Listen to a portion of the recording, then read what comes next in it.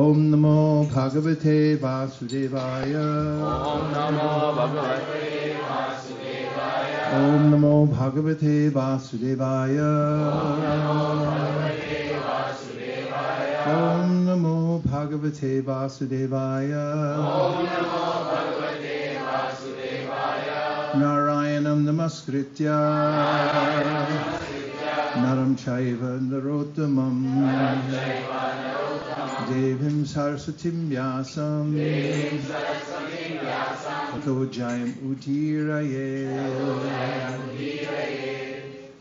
Today, believe it or not, we're reading from the Srimad Bhagavatam.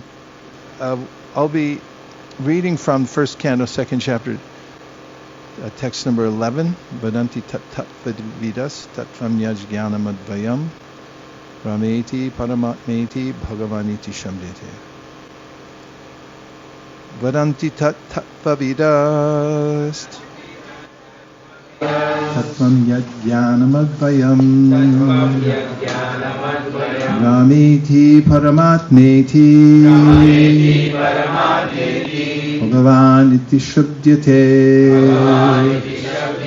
Vadanti tattvavidas tattvam yajnanam advayam rameti paramatmeti bhagavaniti shabdyate.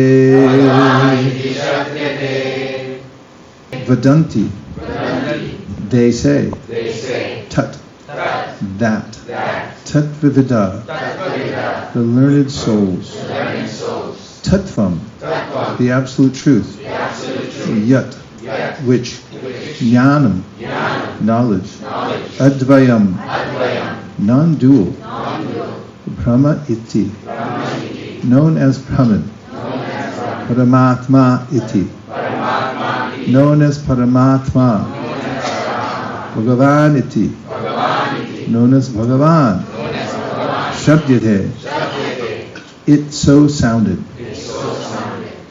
Learned transcendentalists who know the absolute truth call this non-dual substance Brahman, Paramatma, or Bhagavan. Srila Prabhupada. The absolute truth is both subject and object, and there is no qualitative difference there. Therefore, Brahman, Paramatma, and Bhagavan are qualitatively one and the same. The same substance is realized as impersonal Brahman by the students of the Upanishads, as localized Paramatma by the Hiranyagarbhas or the yogis, and as Bhagavan by the devotees. In other words, Bhagavan, or the personality of Godhead, is the last word of the absolute truth. Paramatma is the partial representation of the personality of Godhead, and impersonal Brahman is the glowing effulgence of the personality of Godhead, as the sun rays are to the sun god. Less intelligent students of either of the above schools sometimes argue in favor of their own respective realization, but those who are perfect seers of the absolute truth know well that the above three features of the one absolute truth are different perspective views seen from different angles of vision. As it is explained in the first shloka of the first chapter of the Bhagavatam, the supreme truth is self-sufficient, cognizant, and free from the illusion of relativity. In the relative world, the knower is different from the known, but in the absolute truth, both the knower and the known are one and the same thing. In the relative world, the knower is the living spirit or superior energy, whereas the known is inert matter or inferior energy. Therefore, there is a duality of inferior and superior energy, whereas in the absolute realm, both the knower and the known are of the same superior energy. There are three kinds of energies of the supreme energetic. There is no difference between the energy and the energetic, but there is a difference of quality of energies. The absolute realm and the living entities are of the same superior energy, but the material world is inferior energy. The living being in contact with inferior energy is illusioned, thinking he belongs to the inferior energy. Therefore, there is the sense of relativity in the material world. In the absolute, there is no such sense of difference between the knower and the known. and therefore everything there is absolute. Om Jnanatimidandasya Jnananjana Shalakaya Chakshurunmilitam Yena Shri Gurave Namaha. Jaya Shri Krishna Chaitanya Prabhu Nityananda Shri Advaita Gadadhara Srivasadi Gaura Bhaktivinoda. Hare Krishna Krishna Krishna Hare Hare, Hare Rama Rama Rama Hare Hare. Good morning, everyone. And today is the appearance day of Srila Advaita Acharya, for which Kavirāja Gosvāmī, in his Ācārya of the Chaitanya Charitamrita, has given 2 verses, and for which Srila Prabhupada has given explanation. Maya karta jagat karta, Maya yat sridat yada, dasyavatara evayam Advaita Acharya Ishvara. And the second one is Advaitam Harinadvaitat Bhaktanam Acharya Samshanat Bhaktavataram Ishamtam Advaita Acharya Ashraya. And I chose today's verse because there's a way in which Advaita Acharya has this name, Advaita, which means it's non-different. And in today's verse, we get an idea that, yes, Advaya Gyan Tattva, the Supreme Absolute, is one thing, but there are varieties within the one. And those are Brahman, Paramatma, and Bhagavan. And in the Mangalacharana verse, we hear the name Advaita along with Acharya. And this is a conundrum, perhaps, for those who are strictly Advaitins. There are those who, as Prabhupada just alluded to in the purport, have a sense that there's only one aspect of God, and that is His oneness or impersonal feature, and that the appearance of variety within that is illusory. That perfection means to come back to the amorphous, inexplicable oneness of the Supreme. However, this conception is stymied by Kavirāja Gosvāmī by naming Advaita Acharya Advaita and Acharya. So he's Advaita because he's non-different from Krishna. And in the explanation of Kavirāja Gosvāmī from the Mangalacharana, Krishna expands himself into various forms. Maya Bharta Janda Sangashrayanga Shete Shakshat Karanam Bodhi Manje Yasyai Kamsha Shipuman Adi Devas Tamhin Shri Nityananda Rama Prapadye. After Krishna's appearance, then he expands into Lord Nityananda, and then into the Chaturvyuha, and then into Sankarshan, the second Chaturvyuha, and then the Mahavishnu, then the various Vishnus, Mahavishnu, Garvadakshay Vishnu, and Shirdakshay Vishnu. And all of them have a function. Advaita Acharya is an incarnation of Mahavishnu, which is explained in summary in the Brahma Samhita, in which this Samhita describes how Mahavishnu, who's lying on the Karna ocean, glances at the material energy, which at that point is neutral. And by his glance, which is personified, there's an injection of the conscious living entities into the material nature, and then there are various other energies of the Lord, like time energy, which then animate the neutral material energy. And it is that expansion of Mahavishnu, who is said to be Advaita Acharya. As is explained in the Chaitanya Charitamrita, the Lord has efficient cause and material cause. And the material cause means that there has to be some substance to work with. So the Lord creates that, and then the efficient cause is the one who animates it. So Mahavishnu is the efficient cause, and Advaita Acharya is the material cause.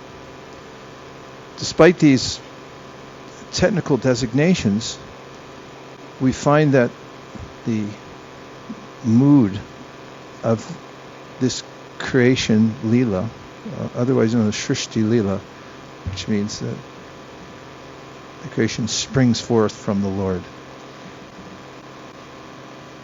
The most fundamental aspect of this description, which is also given in the Purusha Sukta, and then of course in the Bhagavatam, Prabhupada named one of the chapters Purusha Sukta confirmed, there's a person. It's not impersonal. And Prabhupada goes to great lengths especially in one purport, in the Adi Lila, in which, chapter 6, in which he's describing Advaita Acharya, that there are those who opine that material nature is self-sufficient, there's nothing behind it. It goes on by a kind of momentum, the interaction of various elements that stimulate one another into various forms of the world. And Advaita Acharya comes to dispel that idea, which leads to darkness in the life of the soul. Asurinamate loka andhena tamasabrita tamste pratyabhigashchanti yeke chatmahano janaha. There's a darkness for the soul when the soul forgets that he's personal and that he has a personal relationship with the Lord. So Krishna says in the Bhagavad Gita, Vitaraga Bhayakroda Manmaya Mamupashita, get over it. These various misconceptions. Raga, inordinate attachment to the material world, which is an opportunity to become free from the illusion that we're separate from God. And Bhaya, which is fear of a personal God or one's own personal existence. And Krodha, which is an exasperation with the whole idea of discussing it, because there are so many conflicting ideas that one simply becomes annoyed and then expresses sarcasm or cynicism, which is definitely a prominent emotion in modern times.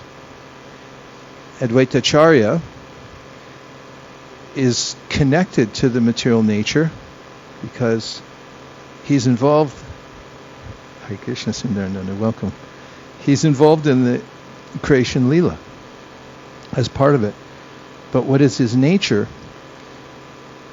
That we can benefit from to see that his idea is that he would like to call the Supreme Personality of Godhead to come and give the souls of the world an opportunity to take to bhakti.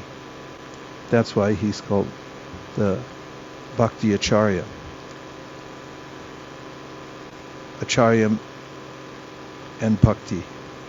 He's the Acharya of bhakti. And it's his compassion and his request that Lord Caitanya heeds and comes to this world to teach the Yuga Dharma.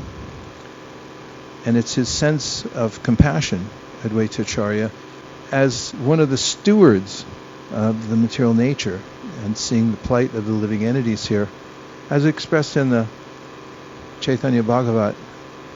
Before the appearance of Lord Caitanya Mahāprabhu, people were ostentatiously spending money on weddings. Nothing wrong with having a wedding, but I'm just saying they're spending too much. And various types of demigods who Sutta Goswami says, well, the Vaishnavas aren't really into that. There's various ghastly forms, and people were attracted to those forms and wanted some material benefit, and had become mad. So it is his impetus in calling for the Lord to please come and sort this out. The Shrishti Leela, the expansion of the Lord, is mentioned in the Brahma Sutras that the Lord has some involvement with the material world. At the same time, he doesn't. He's not part of the material world, but because it emanates from him, he feels some responsibility to give living entities an opportunity to come back to him. So Advaita Acharya, as Mahavishnu, is a gateway for the various incarnations of the Lord to come to the world. And Advaita Acharya specifically calls for Lord Caitanya to come to the world. His methodology was based on some research he did in the Shastra, which led him to a verse that said if you offer tulsi leaves and Ganga water to the Lord, then he'll sell himself to you, Krishna's nature. And so he then got tulsi leaves and Ganga water and offered them to the Lord in the form of his Shalagram Shila, who accepts worship as he's a direct incarnation of the Lord, conduit for connecting to other deities as well. And he requested fervently, again and again, for Lord Chaitanya Mahāprabhu to come to the world and rectify the situation being what I just mentioned, that people were materialistically absorbed. And a feature of Advaita Acharya that's noted in the description in the Chaitanya Charitamrita by Kavirāja Gosvāmī, besides his compassion, which I just indicated, is his sense of servitude towards the Lord. And this is made much of in the description of Advaita Acharya in the chapter 6, and that is that all of the manifestations of the Lord, starting with Lord Balaram, are inclined to serve the Lord. They have an intense desire to serve the Supreme Personality of Godhead, and each one of the expansions do.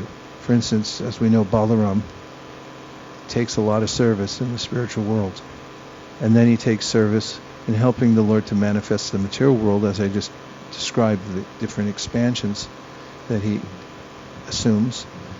And what to speak of Shesha, which means the remainder. When he's taken all the other services, then anything left over, he takes that too.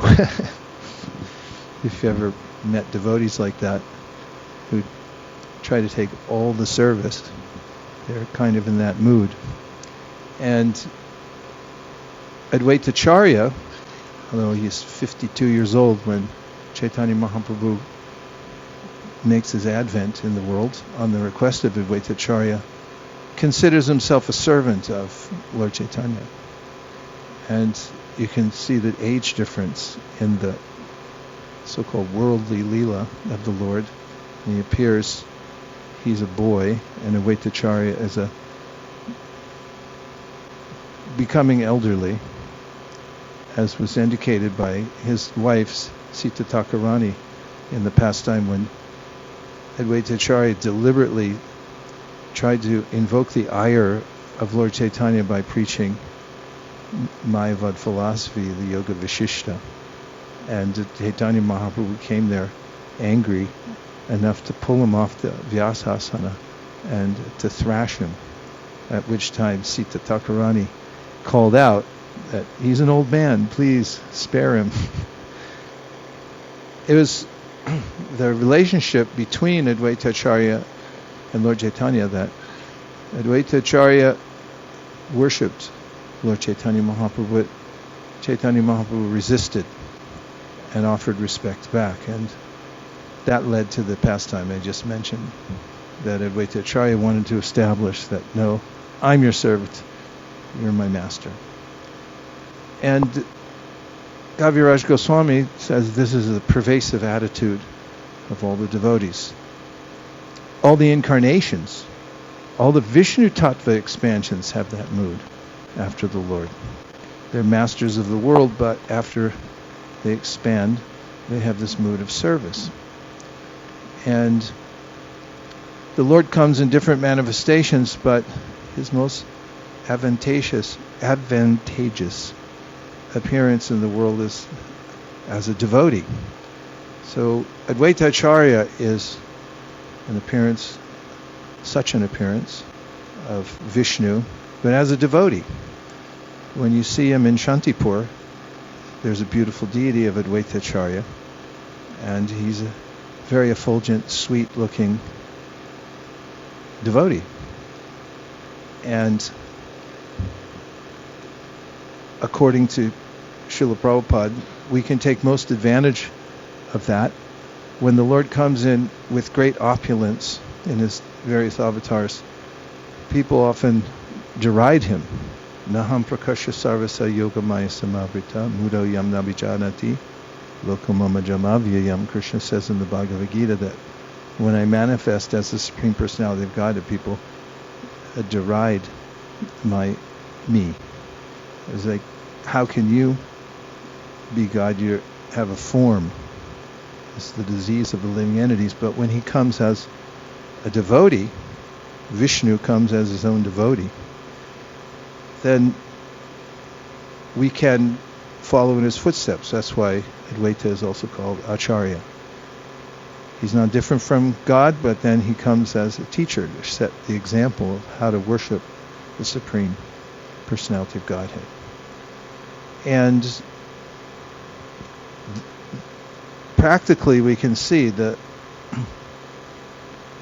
meaning of today's verse, that although the Lord is one and non-different, still there are varieties within the difference which lead to relationships, which are the ultimate purpose of everything, which is to develop a relationship with the Lord. 18 Thakur Gauriyaki Karyachina Atmasat, 18 Charan Vandhan Tine Moranat. The Gaudiya Vaishnavas concentrate on developing their relationship with the Supreme Personality of God, beginning with Madan Mohan, Radha Madan Mohan, then Govindaji, then Gopinath. Each one that indicating different levels of advancement in devotional service, Sambandha, Abhideya, and Prayojana. And when Advaita Acharya comes, he shows the prominent means of developing a relationship with the Lord, which is dasya ras. And this is prominent in Chaitanya Mahaprabhu's Leela, that everyone has this sense of dasya ras towards Lord Chaitanya Mahāprabhu, who's Krishna himself, but he's not just Krishna, he's also Rādhā and Kṛṣṇa. And as Prabodhananda Saraswati Thakur mentions in his Chaitanya Chandamrita, Yata Yata Gora Pradada Vinde, the verse that begins Yata Yata Gora Pradada Vinde, that's in your songbook, mentions that by this sense of dasya towards Lord Chaitanya Mahāprabhu, then one naturally develops a sense of relationship with Rādhā and Kṛṣṇa, or especially the mood of Srimati Radharani within one's heart, awakens naturally by serving Lord Caitanya Mahāprabhu. So Advaita Acharya shows this. In the relationship between Chaitanya Mahāprabhu and Advaita Acharya also, there's a period during which, or at which, Advaita Acharya sends a note to Chaitanya Mahāprabhu, enigmatic statement that there's enough rice in the market, it's saturated. And when Chaitanya Mahāprabhu read the note, he laughed slightly. The other devotees were somewhat confused as to the meaning. Swarup Damodar understood it, but he didn't say it out loud. And after that point, Kavirāja Gosvāmī says Chaitanya Mahaprabhu's Leela changed, and he became as if mad when he entered into the Gambhīra, and practically from the outside perspective it seems like the carrying on of a mad person, rubbing his face against the walls in separation, throwing himself in the ocean, escaping and acting in ways that would be not understandable to the general public. So Advaita Acharya had called him to the world, and then he also, as Chaitanya Mahāprabhu said, now he calls the deity, and now he's telling the deity he's finished, he can go back.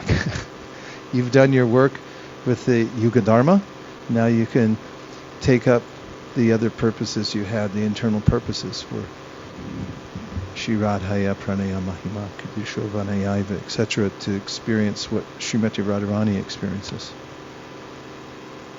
So compassion is one of the features of Advaita Acharya, and also this idea of servitude towards the Lord, where he declares Chaitanya Dasa muñi caitanyera dāsa, that I am a servant of Lord Chaitanya, I'm a servant of Lord Chaitanya, I'm a servant of Lord Chaitanya, and a servant of the servants.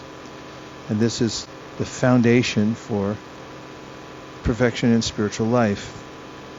That is, to come to this position of being a servitor. Fortunately, we have Chaitanya Mahāprabhu to worship in this mood of servitorship, and there's nobody better than Lord Caitanya. He's Rādhā and Kṛṣṇa combined. Kavirāja Gosvāmī said he's the deity of the paramahaṁsas. So if we engage ourselves in his service and emulate the mood of Advaita Acharya, which was showing compassion to the living entities in Kali Yuga, helping to spread the saṅkīrtana movement, then through that method given to us by Advaita Acharya, we can attain the perfection of devotional service. And now we'll take some reflections or questions to expand the conversation. What are you discussing back there, the time? It goes till 8:30. Something different? Uh-oh. I think I'm getting kicked out. Okay, we have a couple seconds left for reflections or questions. That's not what we originally decided. We were going to have an hour-long Bhagavatam class, right? Now it's 45 minutes, or is it just today? Questions, reflections? Hare Krishna, Guru Maharaj. I was reading about Srila Prabhupada visiting Advaita Acharya's house, and before leaving for America, and before when he was a grahastha also, he used to visit Advaita Acharya's house, and he used to sit at the back and chant, and the pujari was writing that he could see tears in Prabhupada's eyes, and he would pray very fervently to Advaita Acharya that and before he left the Pujari went and met him, and Prabhupada mentioned that I'm going to America and I want to spread Lord Chaitanya's name, and so when I was reading that, exactly what you're saying, that he had so much compassion for the fallen souls, and he wanted to spread the word of Mahaprabhu. So exactly how Advaita Acharya also did the same. Yeah, just a slight detail in that very important story you just told us, as I have read it, and that is that Prabhupada expressed to the Pujari why he was emotional. And he said, my spiritual master has given me an impossible task, and therefore I'm praying for Advaita Acharya's mercy. And then after Prabhupada left, the Pujari didn't see him, but what he did see was Western Vaishnavas showing up there. And when he met with them and asked them where they were from, they showed him a Back to Godhead magazine and had told the story, Prabhupada's story of how he had gone to America and then started this movement and was successful. And the Pujari then became emotional and said, he's done it. He's performed the impossible. And that's one of the hallmarks of the saṅkīrtana movement under the shelter Advaita Acharya, Ashraya. Taking shelter of Advaita Acharya means assuming that we can do the impossible based on being instruments for the Lord. There are impossible tasks, seemingly impossible, but when we take shelter of Advaita Acharya and beg the Lord to be used in His service, then we can do something wonderful. Let's take a couple more. 1, 2. Hare Krishna. Hare Krishna, Vishnu. I think it's significant also that after Chaitanya Mahāprabhu took sannyas, the first place, there were very few devotees there during his sannyas initiation. But then he came to Advaita Acharya's house in Shantipur, and went to his second house, and there he brought all the devotees to see Lord Caitanya because they were missing him so much. And they stayed there for some 10 days doing the saṅkīrtana, and Mother Sachi came. All the devotees got the opportunity before Chaitanya Mahāprabhu left for South India. Just another example of his compassion for the devotees. Oh, thank you. It was at that meeting as well that Chaitanya Mahaprabhu submitted to his mother. Was it not? That I think I acted impulsively by taking sannyas. And I'll do whatever you wish. I'm your property. You just tell me, I'll come back here. And she said, no, you can't do that. But if you'll stay in Jagannath Puri, there's a corridor between Navadvip and Jagannath Puri. Devotees are always coming and going. And at least I can get news of you regularly, which did happen. Devotees would obviously come from Navadvip. And Advaita Acharya was among them. He would also come to Jagannath Puri, or did come to Jagannath Puri to meet with Sri Chaitanya Mahāprabhu here at that time. It's mentioned in the Beta Kirtan pastimes that he was given he was honored, especially honored when he came. And Prachapuruja Maharaj was asking, who is that? Advaita Acharya. Did you have a point? Any question? Yes. Hare Krishna, Prabhu. It was really moving the way you explained the name Advaita Acharya, the depth in that name. And Srila Prabhupada also gave names to his disciples that was really befitting them, the empowerment.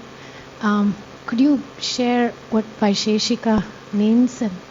Well, I once asked a senior godbrother. He said, what do you care? At least Prabhupada gave you some name. He said it could have been Lucky or Sparky or anything, and you should appreciate it. It comes from the root word Vishesha, which means specific or special, and it's a name of Krishna, indicating that his creation is unique in every aspect. And that means that there's no one particle that's the same as another. There's no one relationship that Krishna has, as Brahma mentions in his prayers in the 14th chapter of the 10th canto that it's multifaceted or unlimitedly faceted. His relationships with living beings, they're all unique. So it means unique, Krishna's unique nature and his unique creation. And it's also the name of Lord Balaram, found in the Balaram Sahasranam, where it says he's the knower of Vaisesika philosophy. And it's also an atheistic philosophy by Kannada. And in that philosophy, the word Vishesha, or the root word Vishesha, indicates his philosophy of how the universe works. They're unique particles that, as I alluded to before, they have different properties, and when they mix in the combinations and permutations, they form the different forms in the world appear from that process. And if you consider my name to be Vaisesika Dasa, then I would serve those who are illusioned by that philosophy by giving them Prabhupada's books. I mean, that's what a service that I would like to offer to the Vaisesikas. And then there's the theory of the Johnny Cash. He had a song of the boy named Sue, and in cowboy times, if somebody was named Sue, they would be bullied all the time, and a man named his son Sue, and then people bullied him, and then he became a very strong person because of being bullied all the time, and he had to fight back. So it could be that also. Okay? Anything else? Yes. I'm assuming that I'll be informed when it's finished. Hare Krishna. Could you explain the efficient cause and the material cause again? I really understand that. Advaita Acharya being the efficient cause and Mahavishnu being the material cause. Just as explained in the Chaitanya Charitamrita itself, using the analogy of a potter, where there's a potter and then there's the clay, and both things are in the analogy. The Lord takes two positions, one as the potter and one as the ingredients that the potter shapes. So there's a way in which the ingredients have to be there, and those are Krishna. Everything's Krishna. Yasmin yato yarhi yena cha yasya yasma yata yarutaras tvapara parova bhava karoti vikaroti prataksabhava sanchoditas tadakilam bhavataksvarupam, as Prahlad Maharaj says in his prayer. Krishna, you're everything. You're everywhere. You're the ingredients. You're the one who works with them, and so forth. And so that's the analogy that's, I think, most helpful in understanding those two aspects of the Lord. He creates everything, and he's also the ingredient. Recently, I've been reading the Purusha Sukta, looking at some commentaries. It's from the Rig Veda, and of course it's called the Purusha Sukta. So it's about how the creation starts from a person. That's the most important part, and that if you read that chapter 6 of the Chaitanya Charitamrita about Advaita Acharya, really that's the essence of it, is there's a person behind everything. It's Krishna. And he creates it. He produces the elements. They're not just produced by him, they are him. They're part of his energy. As Prabhupada mentioned in the purport here, the energy and the energetic are one, although there's a difference in the quality of the energies, as in Bhumirapo Anulo Vayu Kamano Buddharevacha Ahankara Ityame Binna Prakriti Rashada Apare Miton Tastonyam Prakritim Vidime Param Jiva Bhuta Mahabaho Yayedam Darite Jagat. You get a sense from the Bhagavad Gita that there's inferior and superior energies. And so it's a person who creates everything. It's not an impersonal force. And there is a problem with atheistic philosophies. There's the problem of the prime mover. You need a prime mover to move things. Nature doesn't move by itself. Eventually it stops. Even now, everything's being maintained. It's not just that the Lord creates everything and then He's actually maintaining it right now. we're able to discuss these topics and have cognition because he's there within our hearts and giving us intelligence. Sarvasya chaham hridi sanivishtu matak smritir ganam upuvanam cha. And he's facilitating everything that we do at every moment. So that's the important point, to remember that Krishna's there and he manifests himself in different ways, very personally. And if we avail ourselves of his association through the chanting Hare Krishna and serving, taking up the mood of Advaita Acharya, we'll be happy. And if we don't, then we develop a sense of loneliness and disconnectedness and fear. Bhayam dvitiya abhiniveshata syad, as described by Kavi Yogendra in the Srimad Bhagavatam. As soon as you forget your connection with the person, Krishna, and that you're part of him, and you're a servitor, then you become morose. And I was just looking out my window yesterday and I saw a brahmachari hiking along the pathway going to some guest house, I suppose. He had a backpack on his back, and I surmised that he had everything he owned in that backpack. And I thought, yeah, what a nice life. Just Krishna, and don't worry about anything else. So Advaita Acharya gives us that doorway to the happy life of devotional service. So today we're going to go to see Tota Gopinath, a life-changing experience at Tota Gopinath. Some advice. It's written on the wall before you walk in the temple.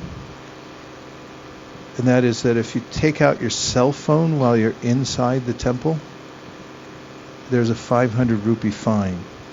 And so it was probably written by the Pujari there because we know him and he's acerbic in his ways, although he's a very sweet person in another way. But he's written there, he said, better to give a donation than to be fined. And he does become quite agitated if you take out your phone. So while you're in the temple, you don't need to take any pictures. Or please don't. Just don't take out your phone. And also a couple of observations about going out on parikram together. We're never guaranteed any spot that's going to be absolutely quiet or sufficient for where we're going to stop and have kirtan and bhajan and discussion. So we have to go with the flow. Sometimes we'll go to a place where we're used to going, where it's nice and quiet. We have a place and we're accommodated, and we can get there, and there'll be gongs going, or they'll just say, "Oh, you can't do that here anymore." I mean, these things happen all the time in the Dham, so we just have to be really flexible. And if we can't find the place that we're used to, we'll go to another place. And the main thing when we're out on parikram is to keep the transcendental vibration going. There's a way in which we're representing this branch of ISKCON, this branch called ISKCON of the Gaudiya Sampradaya, and it's an opportunity when we do Harinam Kirtan to be absorbed in it. There are opportunities sometimes devotees take to discuss other matters while they're walking along with the kirtan, and that could be unseemly and also distract from the energy of the kirtan. So one of the ways to get the most out of the process is to stay absorbed in the Harinam and also to distribute books along the way and just stay engaged. And in between, we have our experts who will make sure there's no gaps, that we stop one program and then there's a 5-minute gap between the next one. We'll keep the transcendental vibration going. KTTVG. Yes. Oh yes, and the ways to distribute books. I promised last night that I would demonstrate, and just to reiterate, this is a guaranteed process. if you don't sell a book using this exact method, we'll pay for it. In fact, we'll double pay for it because we're so convinced that it works. And so there's several steps.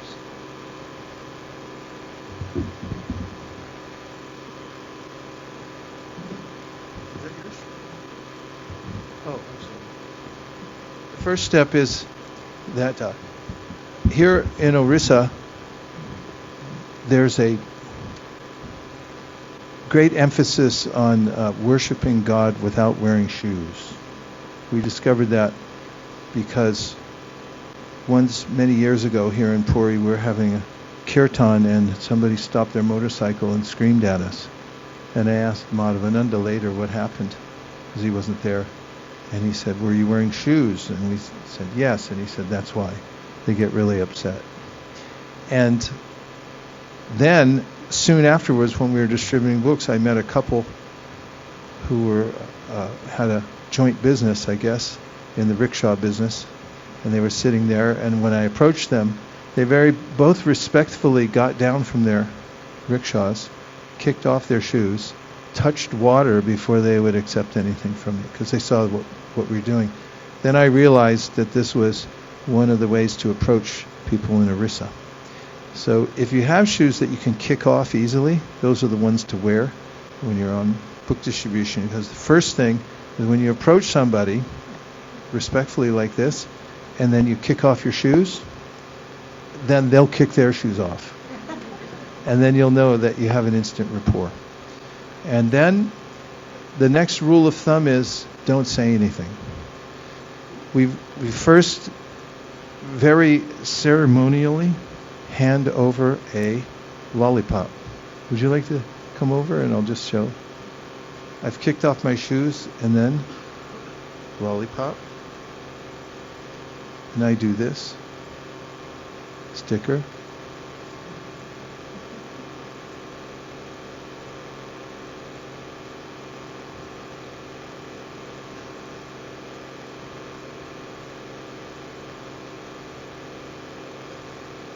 Let the record show that I'm literally not saying anything, but I'm showing him that I already got the donation. And once we show this, and it's everything, those things are not on a string, this is. So you can hand this to them, and it will come back to you. So we also, as soon as we make these gestures and hand over these various items, we stand in mountain pose, Iyengar yoga style. And we don't move. And we don't speak. And even in the very, very rare instances where somebody's thinking about not donating or giving the book back, we're only inert and standing in mountain pose. And then just the other day this happened. Somebody was about to say no or give it back. We were in mountain pose, and they said, "Oh, okay. We're not going to quibble with the mountain." And then they'll give a donation, and then after that, we invite them to chant the Maha Mantra together with us, and we'll show it in whatever language. If people don't have ready cash, which I haven't found to be the case here in India, everybody has Lakshmi on them. In fact, last time we were here, we stopped a ditch digger. He was laboriously removing sand from the ditch, and he only had a gamsha on. And we did the routine. And then from the roll of his gamsha, he pulled out a little wad of rupees and donated. So it's my experience anyway that everybody has money here in India. And if they don't have cash, then they're very happy and used to this, which is, what's it called? UPI. They're very used to this, and it's just a few seconds interaction. They hit it with their phone, which they're used to doing, and Sanjay's your uncle. Are there any questions? Is it really clear?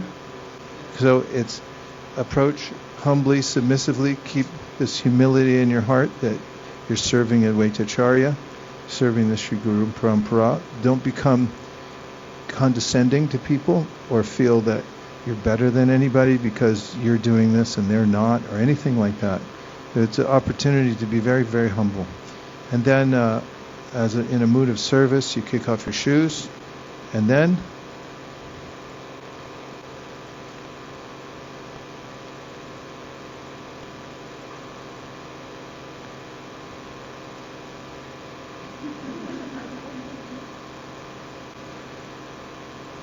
if you talk, it lets the air out of the bag or out of the balloon, and you can disrupt the whole thing. So try it not talking for at least 10 people, and you'll see that it's very effective. Any questions? Okay. Then these, yes, Prabhu. Wearing shoes is a problem in India. Why wearing shoes is a problem? Shoes are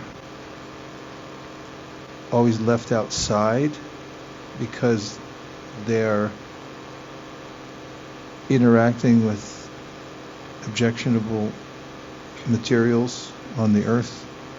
Even in Japan, in Asia, people leave their shoes outside. If you walk in to an environment with your shoes on, for instance in Japan, you're considered a boor, and it's a great transgression, and it's something that's pervaded the culture. That's taking off shoes is a sign of humility, and it's also considered clean, as shoes are considered unclean. Some of those nuances. But another point is, it is what it is. And that's what it is here, especially here in Orissa. You can take advantage, because once you kick off your shoes, it's on. And you'll see, it's off, and then theirs are off too. And it makes it just a really pleasurable exchange, because what you're doing is tacitly exchanging this idea that we're doing something innately spiritual here. I'm going to hand you a transcendental literature, and it's a nice reminder that there's some consideration that this is something sacred. It's not just a piece of paper. Like in America, people are so used to getting free things that they wouldn't consider it very carefully. So the ritual of removing the shoes and being very deliberate, it gives a context for this that is very helpful to maintain the right consciousness. Thank you very much. Great engineering of the bag too. Dear Srila Prabhupada, dear Sri Chaitanya Mahāprabhu, Sri Panchatattva, Sri Advaita Acharya, if you so desire, please instill in us a sense of compassion and servitude towards the lotus feet of the devotees and the Supreme Personality of Godhead. Please empower us to spread the saṅkīrtana movement. Thank you for considering our request. Om Tat Sat. Everyone agrees with this prayer in whole or in part. Please unmute and say Hare Krishna.